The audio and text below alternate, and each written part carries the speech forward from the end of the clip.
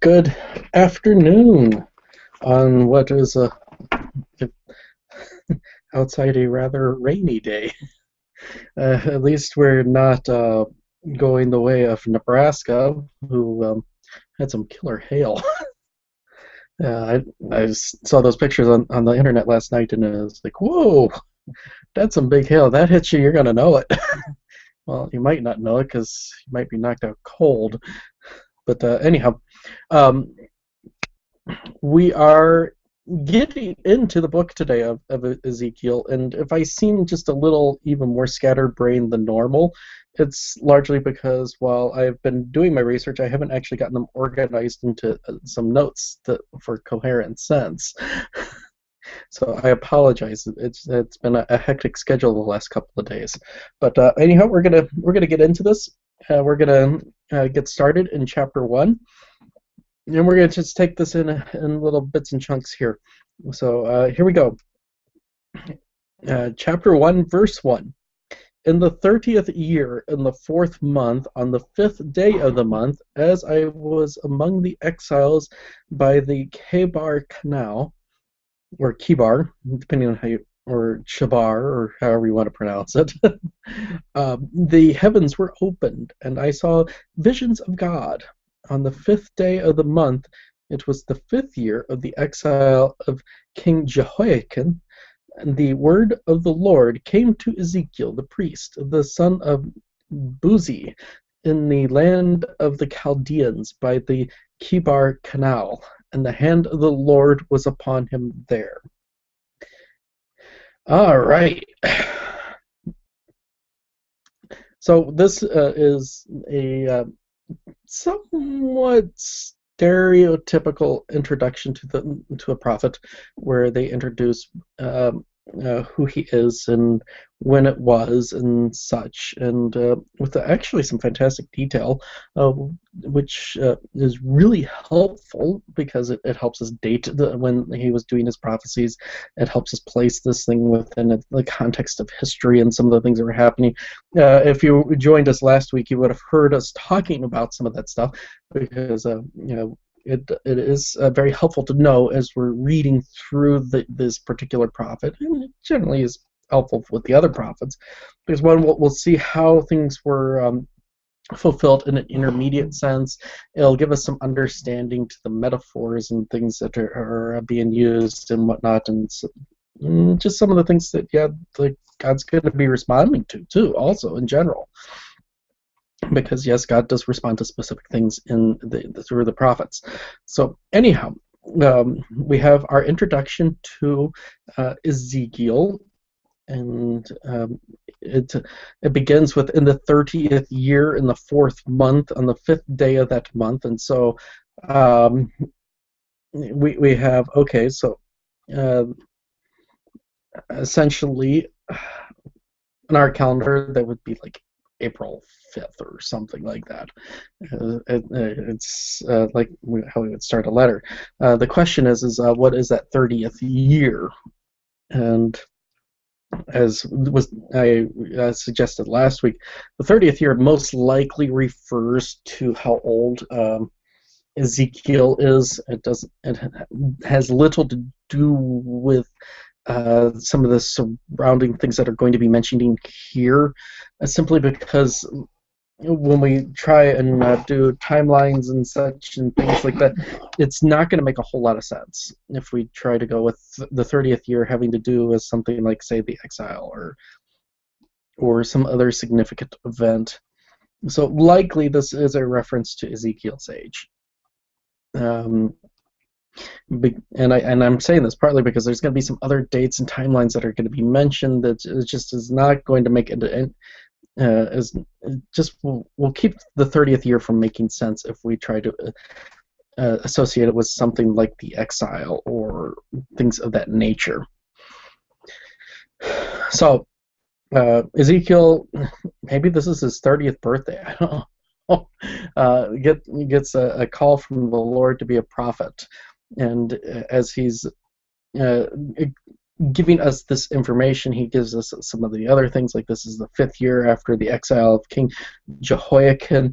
And if you remember, Jehoiakim was the king who was taken prisoner because Daddy decided to revolt, and in order to save his, well, in payment of that, he ended up being taken into exile. He'd be thrown into prison and kept there for a very, very long time until he was eventually let out, and then things would progress from there. So this is the 5th year during that time, and uh, so 5 years after the deportation of uh, the king, the ruling class, the priests, and all of that, from the artisans, everybody from Jerusalem, is when Ezekiel receives his call as a prophet, which does gives us some interesting insight and whatnot, because um, this time frame that Ezekiel is actually taken out of Jerusalem would have been the time of his apprenticeship for being a priest, because one of the requirements was is they had to serve as kind of an apprentice priest for 5 years before they could be ordained as a priest. And so if this is his 30th year, he would have spent his entire time of internship, so to speak, in exile. So it's what this has to do with everything else. It's kind of neither here nor there, but it is just one of those things that comes up because, well, he talks about the 30th year, and we know now that's the 5th year. So from the time he was 25 until 30, he's been in exile, and maybe he's been serving as a priest to some extent with the exiles during that time. We know he's among the exiles. We know he's with them. He's apparently in a community that has the exiles, and they're near living water, the canal, which is also something of interest. And it's not.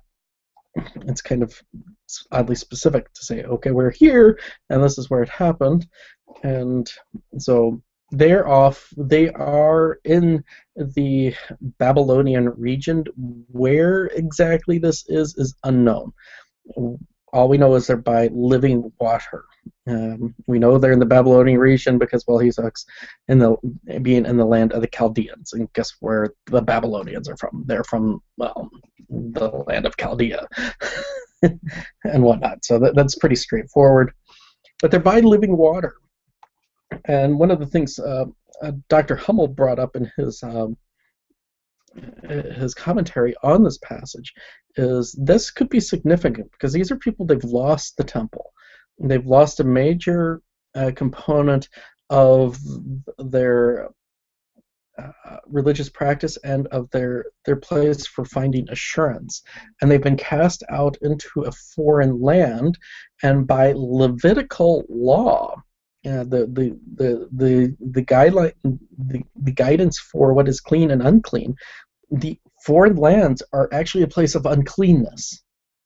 And so here they are stuck in a place of perpetual uncleanness as far as they are concerned, because they've been cast out of Jerusalem, they've been torn away from the land that had been promised to Abraham, they've been torn away from the temple, and now they're in the midst of these foreign people who are unclean because of, well, they have not been cleansed. They have not received the absolution of God through the sacrifices in the temple, and at the same time they're in a land that is just in general considered unclean, which puts them into a perpetual state of being outside of the community, outside of the people of God, because they're in this perpetual state of being unclean. And so for them to be near a canal almost makes sense because, well, part of the purification processes would require water, and so it would be good to have running water nearby so that they could continually clean themselves. In a sense, we could almost within these words see a development of the Pharisaical system where they baptized everything for the purposes of purifying everything. We can maybe we're starting to see a bit of the early rabbinical Judaism, which would exist by the time Jesus was doing his ministry. Whether or not this is true is just kind of, this is a bit of speculation, but it is interesting that he's by the Kabar Canal, and that they're in, and to have that mentioned with them being in the midst of an unclean land, well, you kind of can put two and two together.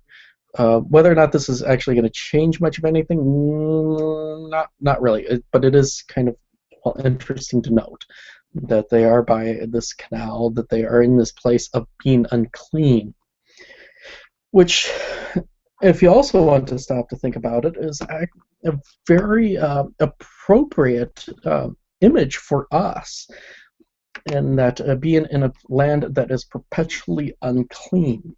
And that, well, where are we now? We are in a land that is perpetually unclean. And I'm not just talking about America. So please don't think that I'm, being Americentric and whatever cuckoo ideas that have been coming out of various branches of Christianity of late, with America being mentioned in the Bible and stuff.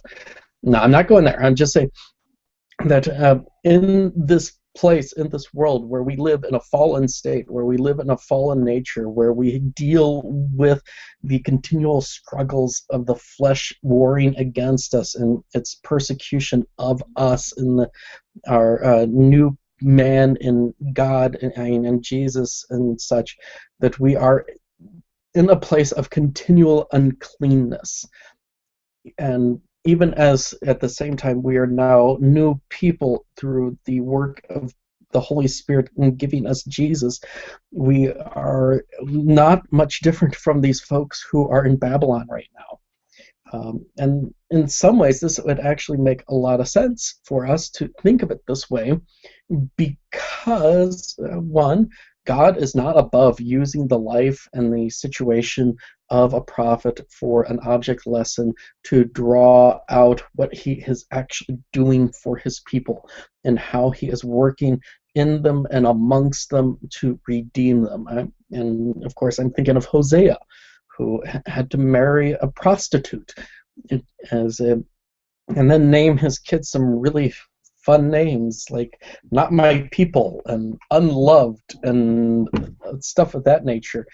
And then the whole relationship between Hosea and Gomer became this illustration of how God would extend his love as a husband to an unloving spouse, and the rejection that she would throw and heap upon him, and the dishonoring that she would do in her actions. And he would use that imagery as a part of the oracles against Israel. And then the taking back of Gomer, the wife of Hosea, would end up becoming the illustration of God redeeming his people. So to have just this kind of little tidbit here with them being by the Kabar Canal, being by living water, people in a foreign land which is unclean, is okay. Maybe there's something here. Now, whether or not we're going to see that being drawn out, that's another story. But it is something for us to grab and say, okay, maybe this is going to help us understand things later on. So, but anyhow, yes, I know I'm in danger of reading too much into this passage, and but we can't also ignore that this he's making specific mention of them being by a source of living water in an unclean land. Okay, and with some of the imagery that we're going to see, we will see some of that play out to some extent. And he's not going to really draw out this. This is what I meant when I was doing the introduction part, but we will see the idea being brought out and how God is going to call his people out of an unclean land, and with the forward-looking nature of Ezekiel, that is going to be him calling us out in the eschatological sense, the sense of in the end when the new Jerusalem and the new earth are created. So maybe it's a bit of foreshadowing, maybe not. Take it or leave it. But it is it is an interesting thought at least. All right, let's move on. Let's get into the weird stuff now. And Ezekiel doesn't waste any time. All right, we're going to pick up at verse 4. As I looked, behold, a stormy wind came out of the north, and a great cloud with brightness around it, and fire flashing forth continually. In the midst of the fire, as it were gleaming metal, and from the midst of it came the likeness of 4 living creatures, and this was their appearance. They had human likeness, but each had 4 faces, and each of them had 4 wings. Their legs were straight, and the soles of their feet were like the sole of a calf's foot, and they sparkled like burnished bronze. Under their wings on the 4 sides they had human hands, and the 4 had their faces and their wings thus. Their wings touched one another. Each of them went straight forward without turning as they went. As the likeness of their faces, each had a human face.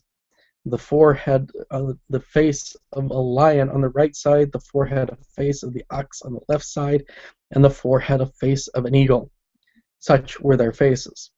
And their wings were spread out above. Each creature had 2 wings, each of which touched the wing of another, while 2 covered their bodies. And each went straight forward. Wherever the Spirit would go, they went, without turning as they went. As the likeness of the living creatures, their appearance was like burning coals of fire, like the appearance of torches moving to and fro among the living creatures. And the fire was bright, and out of the fire went forth lightning. And the living creatures darted to and fro, like the appearance of a flash of lightning. Now as I looked at the living creatures, I saw a wheel on the earth beside the living creatures, one for each 4 of them. As the appearance of the wheels and their construction, their appearance was like the gleaming of beryl, and the 4 had the same likenesses, their appearance and construction being as it were a wheel within a wheel. When they went in any of their 4 directions without turning as they went, and their rims were tall and awesome, and rims of all 4 were full of eyes all around. And when the living creatures went, the wheels went beside them, and the living creatures rose from the earth, and the wheels rose.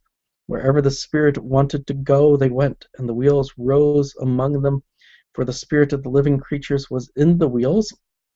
When those went, these went, and when those stood, these stood, and when those rose from the earth, the wheels rose among them, for the spirit of the living creatures was in the wheels.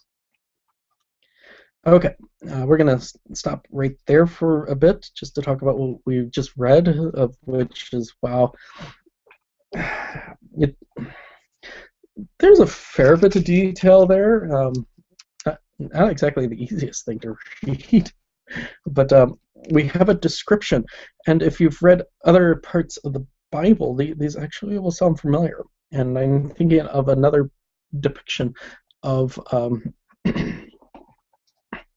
a similar type scene and similar type idea and similar type of literature, so to speak, which would be none other than Revelation, where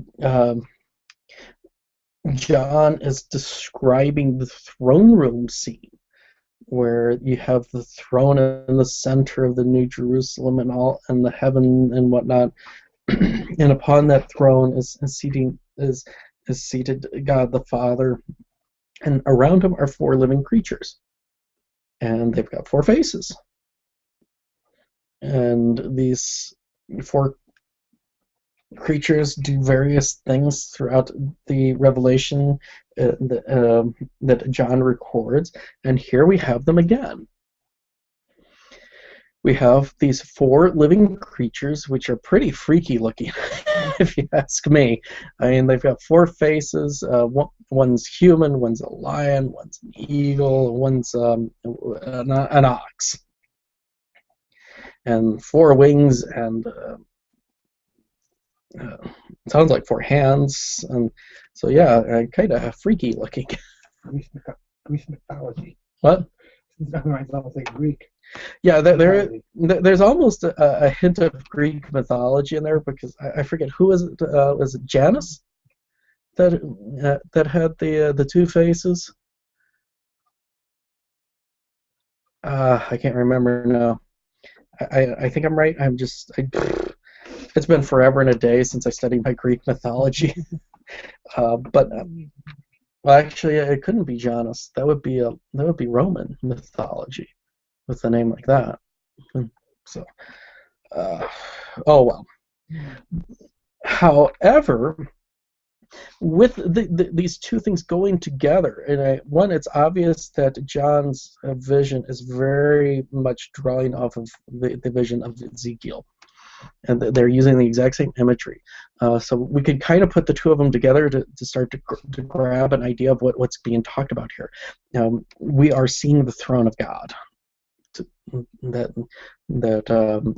We're seeing that picture, and could Ezekiel be seeing what John is seeing when he would have the visions that were given to him when he was on Patmos?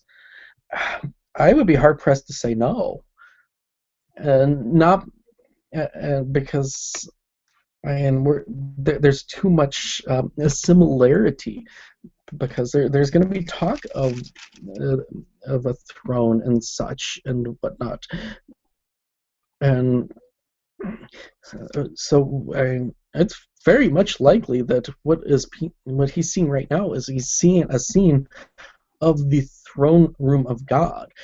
Now, to some extent, he has made his throne up on here on earth, and that he was dwelling with the people in the temple, and that he was seated in the judgment seat and the Ark of the Covenant. But at the same time, he's still ruling from heaven, and he's doing that thing too. So it's very likely that Ezekiel here is seeing what John saw. He's seeing into the throne room of heaven, that he is witnessing what John witnessed. And at the same time, we could go ahead and throw in there, even though Isaiah doesn't give these specific kind of descriptions, he's seeing what Isaiah saw when Isaiah stepped through that threshold and found himself in the midst of the heavenly temple before God, with the angels standing on either side of him, calling back and forth. And so we have very much a repetitive scene here. These guys are getting to see God in his throne room, and so God is, giving a royal decree. So this call is very much from the royal decree. This is he is commissioning his ambassador, he's commissioning his messenger, and he's doing so from his own throne. And we have it with John, we have it with Ezekiel, and we very much have it with Isaiah, even though they don't quite describe the exact same things, but they are showing the same thing. It's no different than the Gospels, how they each relate the crucifixion just a little bit differently. They're relating the same events, but they're recording different details. And Ezekiel just happens to record more of the weird details. John does a fair bit too, but we don't get the whole wheel with the eyes around it and such in John, but we get it here. And as we're talking about these various images, we don't want to, draw too much into the specifics of the vision. Like the eyes around the wheel, we don't want to really drop too much into it. We don't. That would just, if it's not bringing that detail out, why these things are there. We don't want to go, well, these are meant to show such and such. There is some that we can say that, okay, maybe this has something to do with, okay, that God is all-knowing, he's all-seeing, and that he has seen all things for all eternity, maybe because it's, wheel round symbol of something without a beginning or end, or the such. But we really can't go into great detail of what does this mean? What are the meaning of the four faces? Good question. Um, and there's been numerous theories about all these, and I've discussed them in other classes, like when I've taught Revelation. And there's been tossed out there. Well, the reason behind the four faces, well, the four gospels, or the four corners of creation, or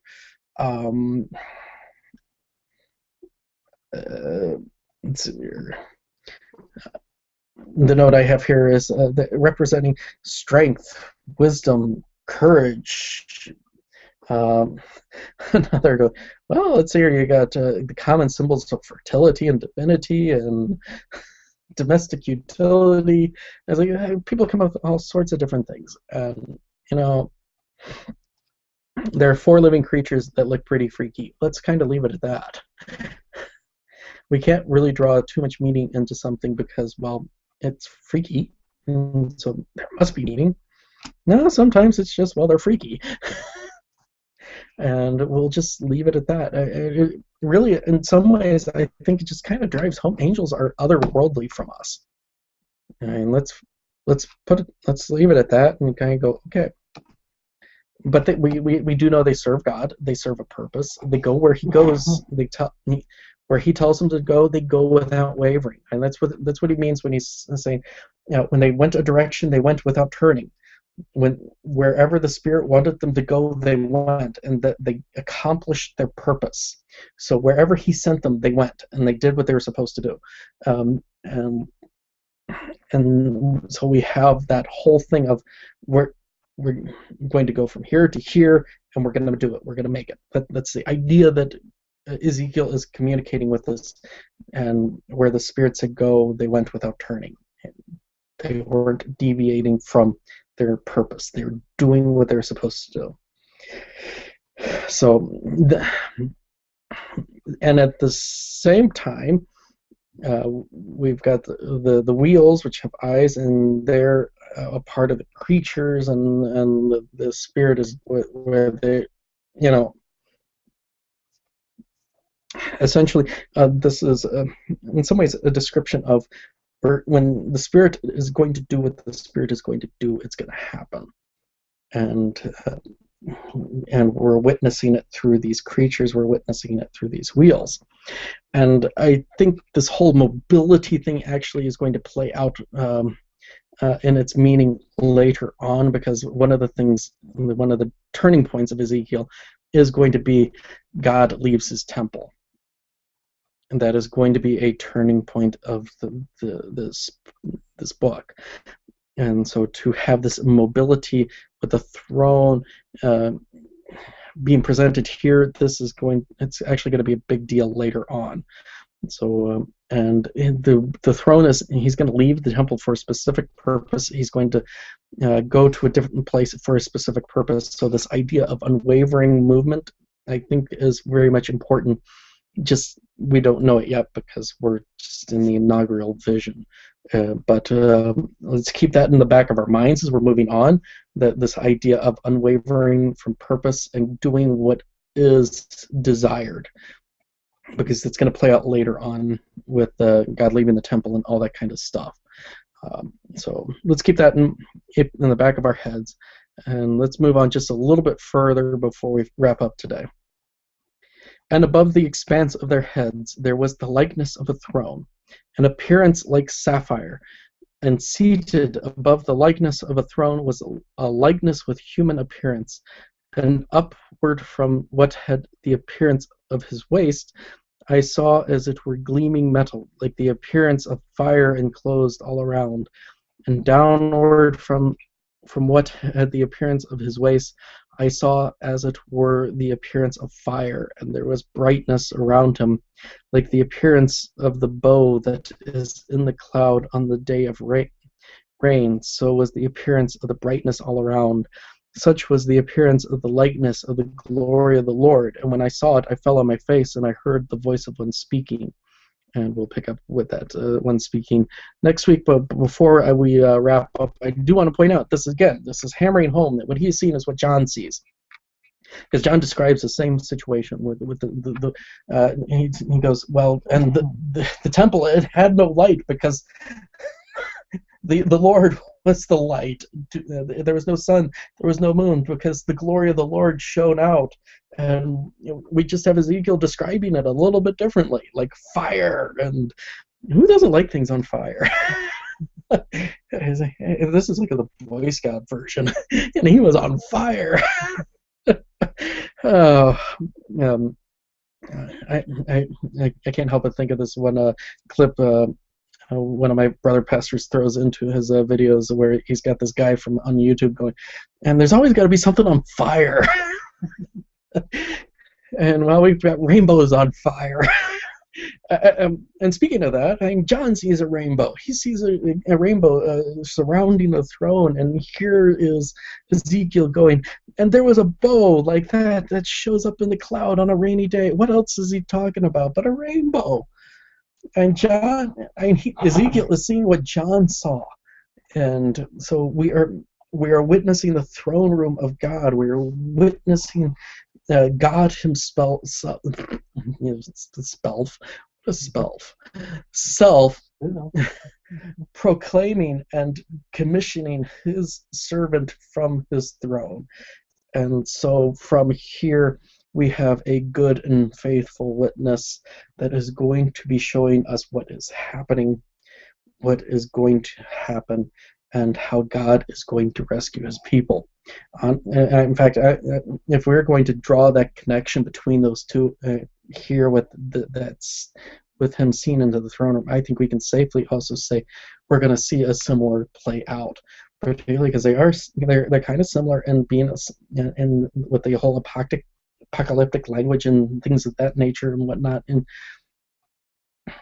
in some ways, we can almost look at Ezekiel as the Old Testament version of Revelation, where we're going to hear how God is delivering His people.